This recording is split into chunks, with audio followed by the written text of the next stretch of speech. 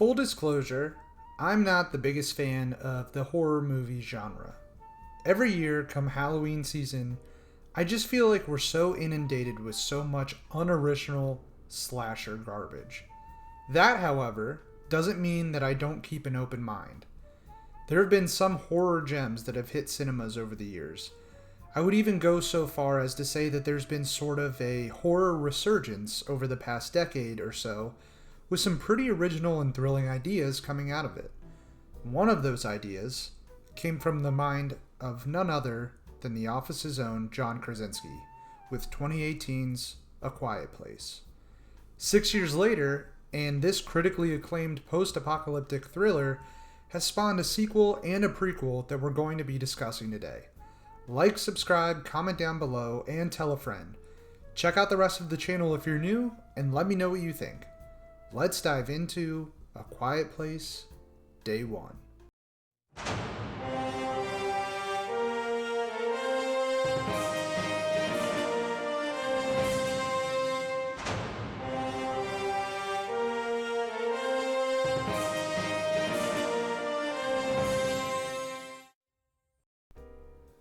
When the original A Quiet Place hit theaters, I was pleasantly surprised.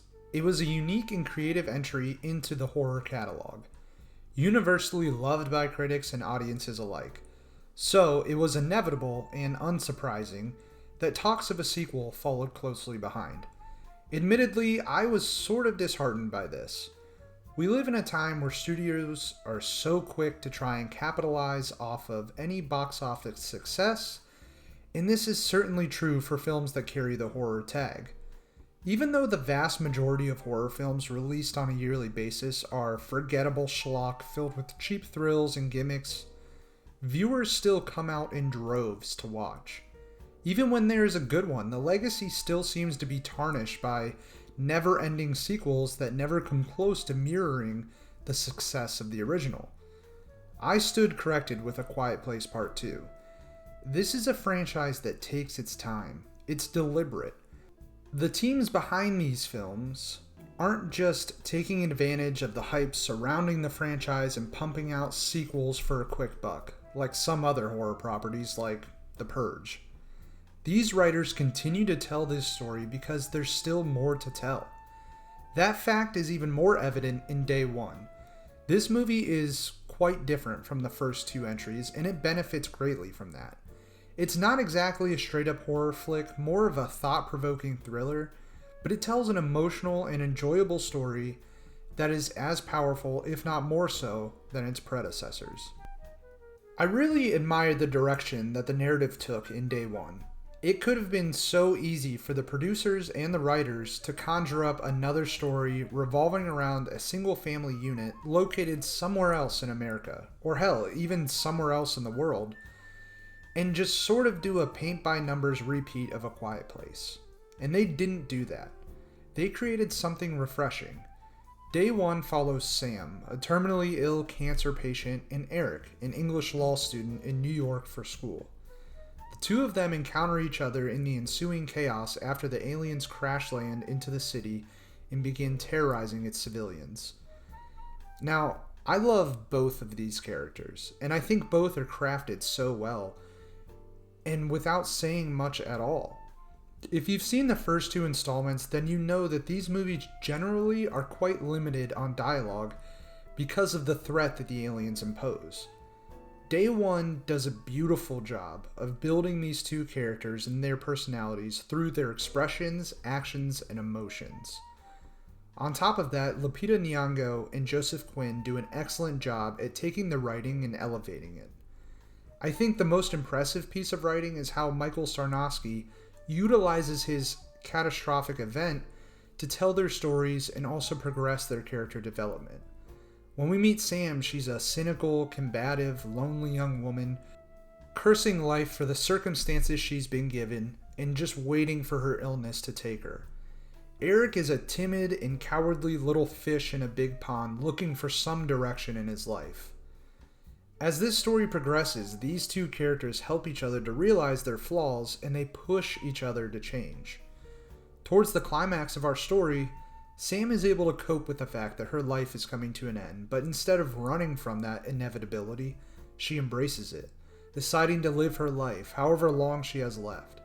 She gets to return once again to the bar that her father would play at as a kid, and she lets herself enjoy the thing that has always brought her joy up until the very end. She's able to do this with a little push from Eric. In turn, Sam urges Eric to be brave, to survive, to face his fears. He's able to face this tragedy on his own, setting out into the desolate streets to find medication for Sam, rescue Sam's cat from an alien hive, and escape the islands in hope of surviving this invasion and living a better life. It's a beautiful story for both characters, and most of it is told only through what we see.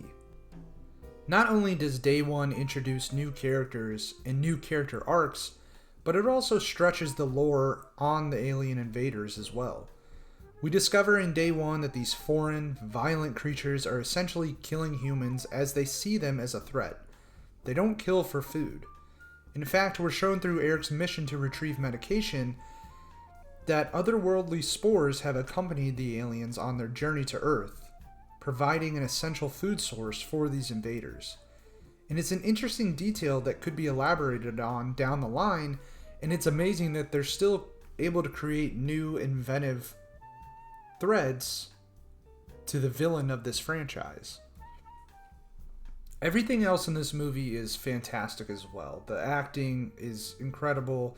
The cinematography, the set designs, the set pieces, they're amazing. This really is the pinnacle of what A Quiet Place has done so far in this franchise. A Quiet Place Day One could have done what a lot of horror franchises do and taken the easy way out. Just done a rinse and repeat and retread the same ground we've already seen. But instead, they utilize this prequel to tell a new and reinvigorating story and expand the lore of the villains of this universe. I'll admit, I was skeptical going into this film. I'm aware Krasinski plans to finish off his series with a part 3. I'm looking ahead to that, and I'm fine with that. It's one single story that should have a proper ending. Outside of that, though, I wasn't sure how much of this franchise could be stretched. Now that I've seen Day One myself, I'm willing to concede that maybe this franchise has more to give. If the creators involved continue to respect the material and the foundation that they have constructed, and take their time in crafting future narratives, then I think all of us have a lot to look forward to.